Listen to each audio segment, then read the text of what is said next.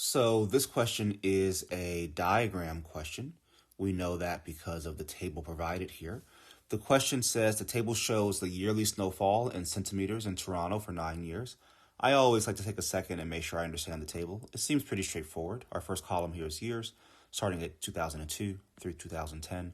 Our second column here is snowfall in centimeters, and we just have a random assortment of numbers here. It looks like our lowest value is here at 32.4, and our highest value is here at 216.5. So the actual question is asking what was the median yearly snowfall in centimeters in Toronto for these years. All right, so median means middle. Right, and it's really one of three terms that you'll see that involve this idea of taking data and finding some other metric.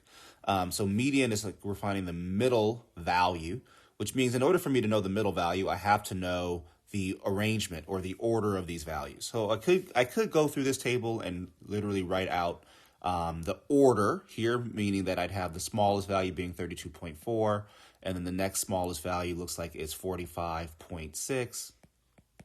But instead of doing that, and I keep going all the way till I get to my highest value of 216.5, and then I could start to cross out from the ends until I figured out what the middle number was there somewhere. But instead of writing all that, since I have the table here in front of me, I'm going to just use the table and cross out from there.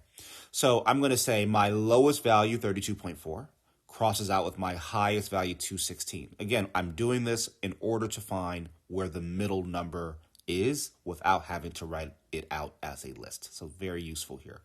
My next lowest number is 45.6, which crosses out with my next highest number, which is 162.